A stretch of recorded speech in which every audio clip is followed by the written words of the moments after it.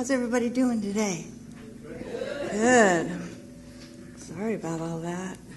Golly, I have no idea what that's about, but maybe we'll figure it out. I'm sure it was a sign for somebody in here. I'm not sure who.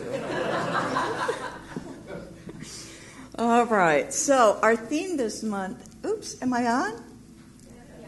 I am? Okay. All right. Hey, Hubie, is this on? Yes. Okay. I didn't know if it was this or this, and if I move, I just want to make sure. Yeah, I don't want you to miss a word. So wake up. Okay. So anyway, our theme this month is inspired by this summer heat. Oh, my goodness, what a week, huh? 100 degrees. And how to keep cool in it. And so we've used this as a metaphor for how do we keep our spiritual cool when the heat is on in our lives.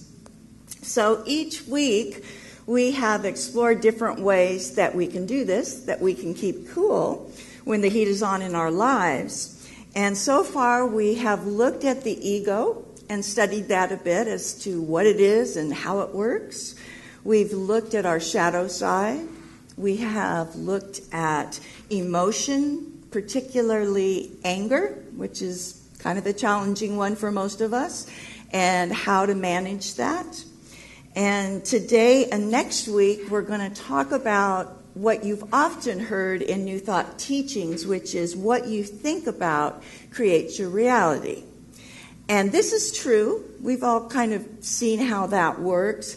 However, your reality may not be what you want. So we're going to take a look at that too. And what we do know, we're going to give you some tools today to help you with that. But when you're in alignment with your true nature, you are just the coolest. You are, because like everything's all right, And so we are going to explore some new and fresh ways to help you be able to have a life and live a life and feel into a life that you just absolutely love. So, you've heard this, I'm sure, a bunch of times all over the place, but definitely here on Sundays, where if you believe that life's a positive experience, it will be. And if you believe that life is difficult, hard, and challenging, it will be. Right? So when that heat is on, when it's the difficult, hard, challenging part, I would imagine there's a few of you here today. Maybe? No? Everybody's good? Okay. Well, I need this then. Okay. So where do we start when we need to cool things off when the heat's on in our life? I'll give you a hint. It's not out there. What's the opposite? Okay, thank you. Okay, it's within our own hearts and minds.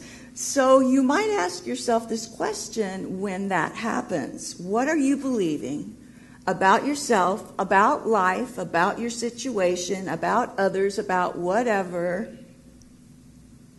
Because that's going to be instructive. It's going to give you a clue. And it all starts with a thought. Challenging times call for a new perspective.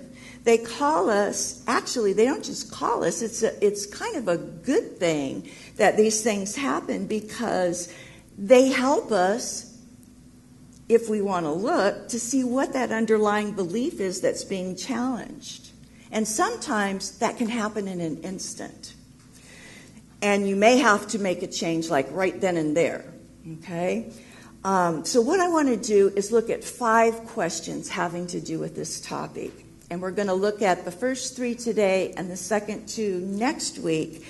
And in doing so, my intention is that you will become more skillful at questioning and identifying, because sometimes it's hard to know what is going on, what your core beliefs is that got triggered so that you can really live from your true nature, which is freedom and joy and love.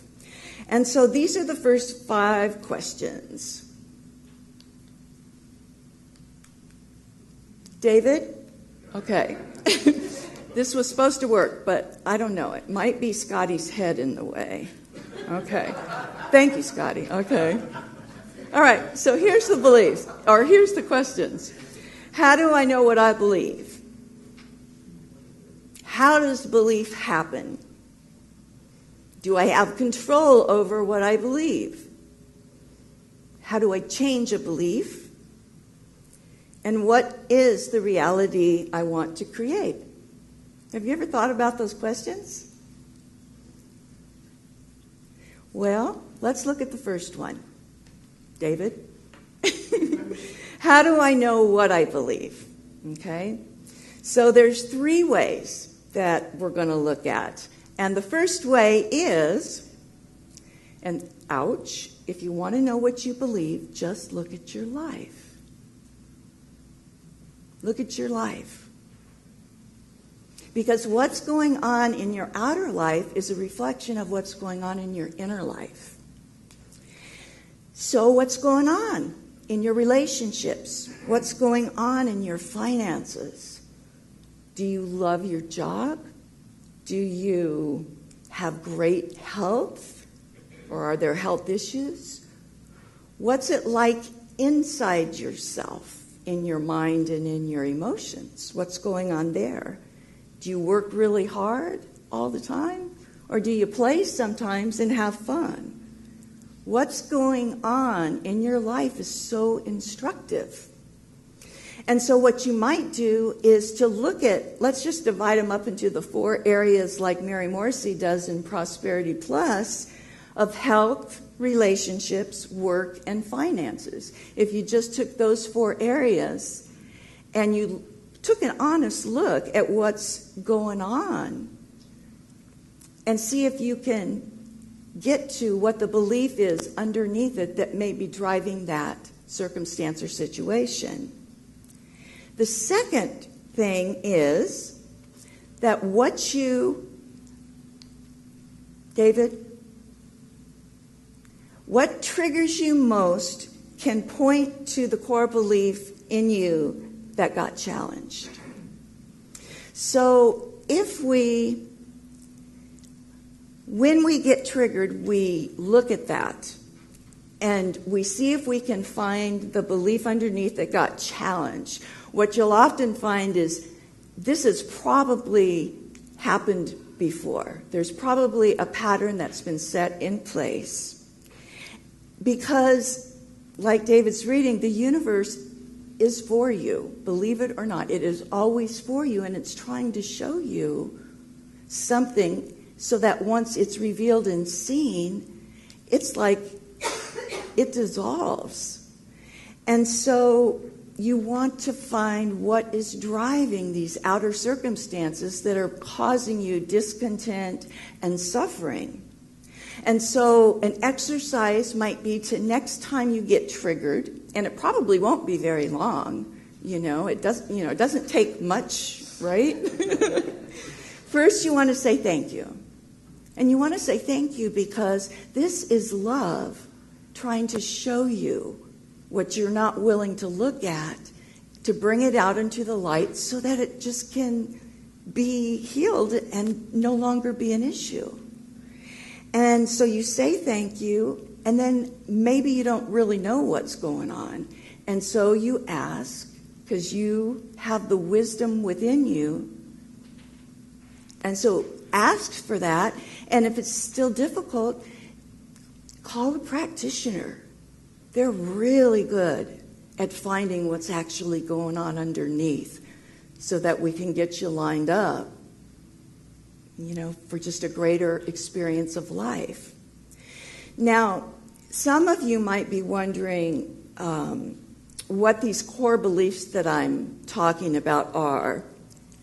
And these are common universal core beliefs that there's a lot of them, but I just kind of chose some that, that I just see are often most people's stuff that they deal with. So there's something wrong with me. I'm worthless. Another version of that, I'm not good enough or I'm not lovable. People should listen to me. I'm right. People are judging me. They should agree with me. I need to be in control. Something terrible is going to happen. I need to look good. And another version of that is, I need your love and I need your approval. He, she, or God betrayed me. Okay? So there's a nice little bundle right there. And so I thought I'd just share one of my personal faves. Actually, it's not my favorite, but it is one of mine. And it has reared its head many times, probably one of the earlier ones, which is, I need to look good. And this one, I probably came in with it from the genetic history of both my mom and my dad, but it was so important. And not just physical, although that too, but like in every way, just you have to look good. And that has, played itself out a lot in my life. And even this morning, it came up and just went bam, because I was getting ready to come here, and today's kind of a crazy day because we're supposed to fly to Denver tonight. I haven't packed, so I was going to do this, run home, pack, go to Denver, see the family, which, that's always a whole other thing. That's another talk. And so I'm brushing my teeth, and some of you know that for the last year and a half, I've just had all kinds of dental surgeries and problems and things. So I'm brushing my teeth, and all of a sudden, my $7,500 bridge broke. One of the teeth broke. And I'm like, okay, I need to look good. Go home looking like a hillbilly. So I don't know what I'm doing. I texted my dentist, and I, because I asked if they could fix it this afternoon. He says I don't get back till tonight. So anyway, I'm not sure what I'm doing yet, but it was just another opportunity for me to go, oh, there it is again. And what I'll tell you is that this one has really come for healing. And in my doing the work on this particular core belief, there's been some good illumination, and it just doesn't grab me the way that it has. Because of that, because what happens when you identify a core belief and you kind of turn the mind on itself, or you're asking questions to yourself about it, it all kind of starts to dissolve. So what I found, because I always say, well, is it true that I need to look good? That's such a good way to just kind of stop the mind and go, well, is that really true? Because I'm believing that I need to look good for a million reasons. But what I find that I don't. Because because first of all, sometimes I don't. So that's just a little reality right there. So that, doesn't work. And I have absolutely no control over what other people think of me. Right? So, there's two, obvious things right there. And so I said, okay, well, let's, turn that around. What's the opposite of I need to look good? Well, it's I don't need to look good. And I was like, you know what? I don't need to look good because it frees me to just be myself. In any given moment, it's more authentic, it's easier, and it doesn't really matter to anybody else whether I look good or not, because they're too busy trying to look at themselves. So then I played around with a couple other little turnarounds. I went, okay, I need to look good. No, you need to look good. Oh, that one's kind of true. Because, like in a closer relationship, it's like, well, you need to look good because you're a reflection of me. You're my husband. Well, you all need to look good because you're my congregants. Okay? It's like, wow. Well, I feel better and I feel safer when you're being nice and he's being nice because, you need to look good and that's going to keep you in line and help me to continue to believe that I'm actually in control. Okay, you see how this is kind of working. Okay, so there's that one. And I saw the truth in that and how that's played out in my life. And then it's like, you don't need to look good either. And I really like that one because then I get to see who you really are. And so I can trust you because you're just authentic. You're not presenting this way and then going and doing this thing, So that, and it also frees me from trying to control you. Lets me off the hook. So you see what happens, like when you have this belief that is so like, this is the truth, I need to look good. And then you begin to question that. You see how it just all starts to dissolve. And then what you'll find is that the belief itself kind of lets go of you. You don't even have to try to keep looking good or whatever. So, and consequently, I feel more peaceful, feel more self-acceptance and love, and I have less reaction. So that's a good thing. So, a third way for you to know what you believe is through revelation. And that means like it's like an aha moment. Oh, I get that. Wow. These moments of just revelation that happen more often than you would even believe. And if you'll just open yourself up to that possibility, I think you'll begin to see them, because stop trying to heal yourself. A revelation is all that's needed. And we say that a lot here, which is there is nothing to be healed, there is only that which needs to be revealed. Okay? Our second question is, how does belief happen? How does belief happen? Well, belief starts with a thought, and that thought just rises up in consciousness. Now, thoughts in and of themselves are no problem. They're benign, they have no power. It's only when a thought arises and you attach to that thought by agreeing with it. That's what's meant by believing it. You agree with it, and then you get kind of excited because you think you're on to something here. So there's this excitement that happens, so then that puts the feeling in it. And then that happens several times, and it becomes further solidified. And then the mind will gather all the information from your life that will support that thought that's becoming a belief. And then you will create stories around it. Well, this means that because I know this. You see? You see how this works. And then you got to defend the whole thing. Okay? So you got to defend it. And then you got to get others to agree with you, okay? And y'all got to protect this thing. And you can see how people go to war over what was once just a thought rising in consciousness. So you can see the insidiousness of this. And you see, if you slow it down enough to learn and see the mechanics of how all this works, it's going to help you to manage your inner world in such a way where you can get the inner and the outer happening in a really sweet way.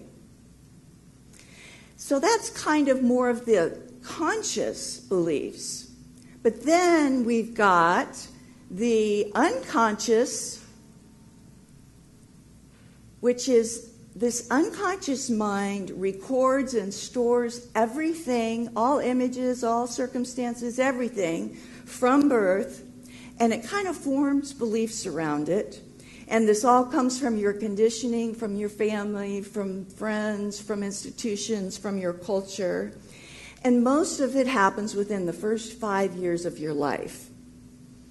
And most of your beliefs you're probably not even aware of, and it would also include those of race mind, the collective consciousness that are also influencing you as well.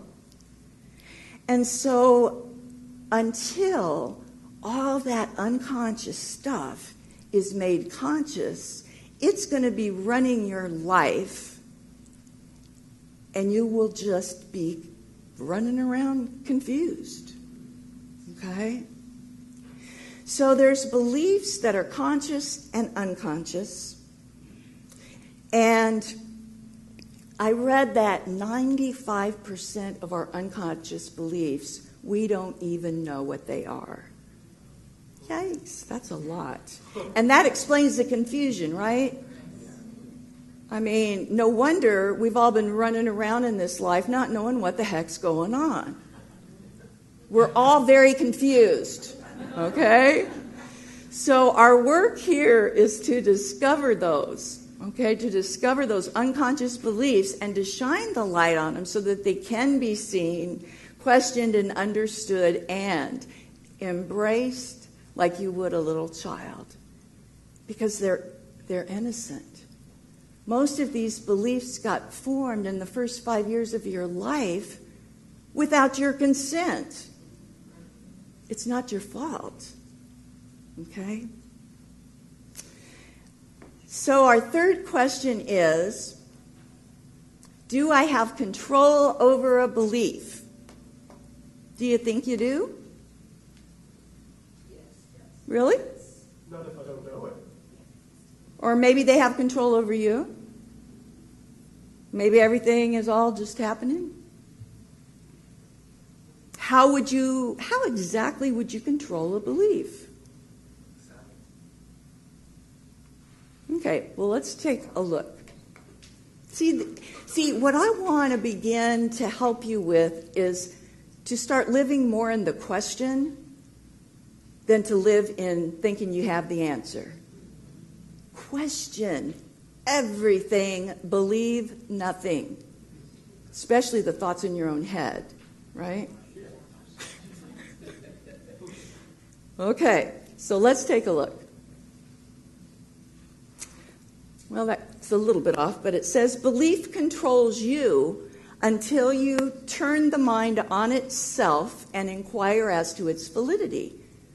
Okay? This program or pattern or whatever it is, it's like you may not even be aware of it, but it's like it's working in you and it's running you. And it's going to continue to do that until you go, wait a minute, what's going on here? And then you go, okay, so I think that's what I'm believing here. Well, turn the mind on itself. Well, is that true? You see, and then kind of do a little bit of that process I did with you at the beginning.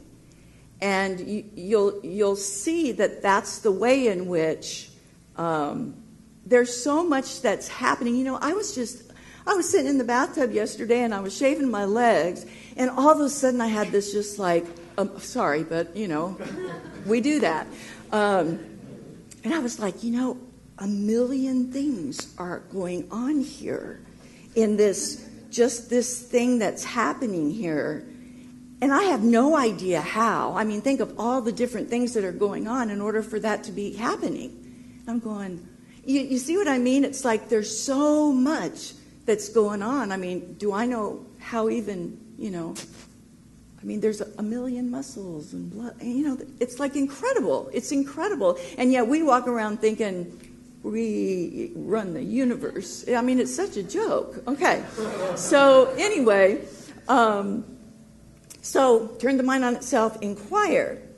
And the next idea is that you cannot control a belief. You can only question it and discover that you can't know anything absolutely. That's what begins to break up belief, okay? Because, and here's kind of why, belief is not a thing. Belief isn't a thing. It's just a cluster of thoughts, either conscious or unconscious, that are held as truth. That's all it is. It's like not a thing. Okay? So what I want to do before we move into the experiential part of the service is I just want to give you 3 little meditation ideas for you this week. Okay? Just a little question. Just sit and just kind of contemplate it a little bit. And the first one is, do you know what your next thought will be? Okay? That's the right answer, Gigi. And the next one is, don't believe everything you think.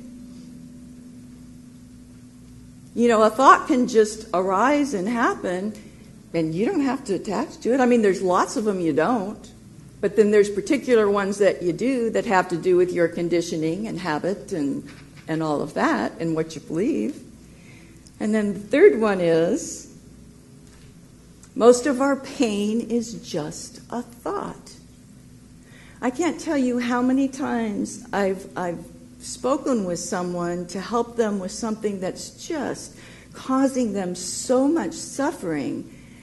And after listening and understanding and all of that sort of stuff, if this is kind of understood, it's kind of like, oh, it's just a thought, okay? And we're like taking it to mean something and reacting to it and creating all this stuff around it, and it's just a dang thought, okay? So there's a few little good exercises for you. So what I'd like to do is see if there's someone here today that would like to come up and work with me for a few minutes on any of what we've discussed today. How we've been talking about how what you believe creates your reality. So maybe there's something in your reality that is not what you want, and maybe there's some confusion about the belief, and maybe we can help you here today. Okay, is there anybody that wants to do a little work? And this is just, it's not only for you, but it's for the other people, because let's face it, folks, we all pretty much got the same stuff going on. There's one mind. Okay? So we can all learn from someone who has the courage to step up. Well, what's going on? Well, talking to the mic. First of all, good morning, everybody. Well, you know, I've been dealing for many years with some health issues, and like you say, just to the point that you believe that this is your reality and that there's no way to go out, and then usually it's with my digestive system, and you question many times God and yourself and those horrible why me and blah blah blah blah blah blah. Yeah. All the drama. All the drama. Yeah. Okay. And so.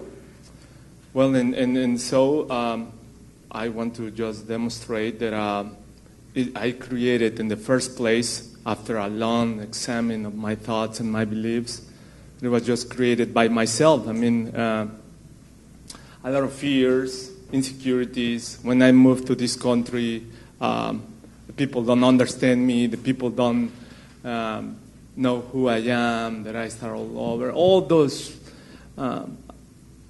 things that you start to accumulate and you start to believe, which is the worst thing that just mentioned, that all those problems. So what do you think the belief is at the bottom of this, like the root core belief that has caused this reoccurring health issue in your stomach that you deal with? I think it's fear, first of all. I mean, I tried to examine, and it was fear to live. I mean, basically, it's deep and it's root, and it's not easy to say. It's a vulnerable moment, but yeah, I think it's fear. I mean, it's basically. So the belief is life is scary? Life is scary. Life is really hard. I'm angry at life. The things that happened to me, all those beliefs, they were rooted, like you say, from the first years of my life. Maybe So life shouldn't be hard. Life should treat me better because I'm a good person. Why is not demonstrating this to me? Why? What is wrong with me? I'm a good guy. Yeah. People should love me if they know me. Well, yeah, for sure. Yeah. I mean, no, things like that. I mean, it is quite honestly. I mean, I'm getting naked here in front of you guys. I mean, Just keep your clothes on, Sergio. Okay. Which I think is worse, to come here and sit down and start. I mean, I think it's worse to even get naked. I mean, just another human body. All right. Well, it takes great courage, and you've already demonstrated that. The work that you've done in this practitioner training is phenomenal. Okay, so you have this belief that life should love you, or life should be easy, or life shouldn't be hard. Which belief has the most charge for you?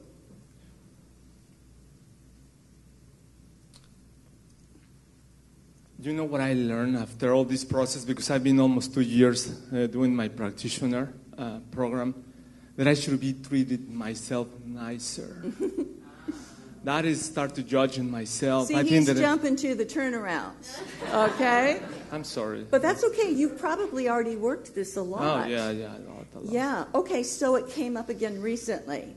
Yes. So do you have any insight into, because you have done a lot of work on it. A lot. So it came back up and to show you that there's still something left. Yes. What is that? It's like you say, they believe that I've done all this and I should already be better. But the truth is that you really have to basically die yourself and accept and embrace. And there's everything. Because here's the thing.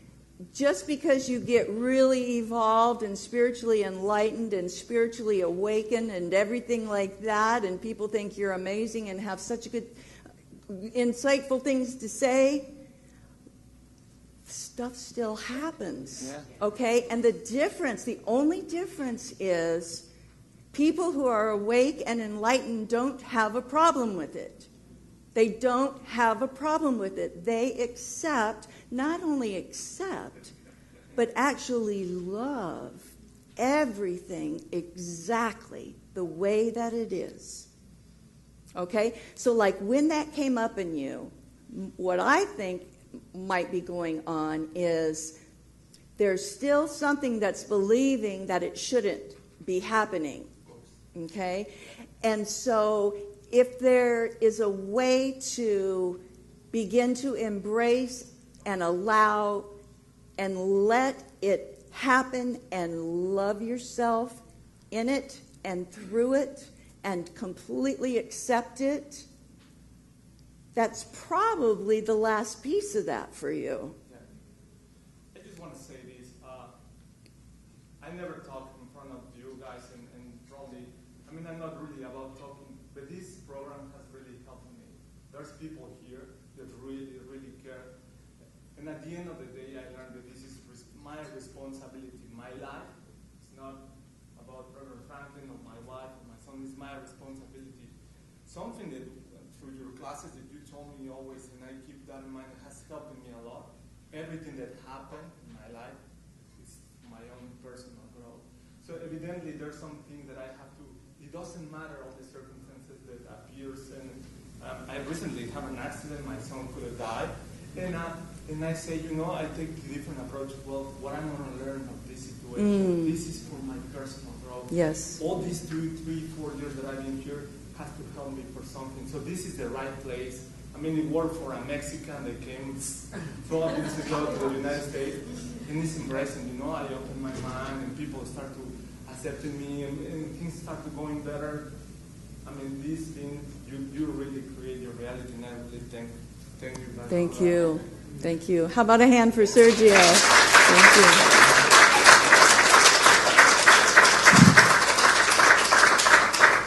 Ah, that's so beautiful. I love that. He's so lovable, isn't he? Yeah. So we're just going to love and embrace all your stomach problems for you until you can do that for yourself.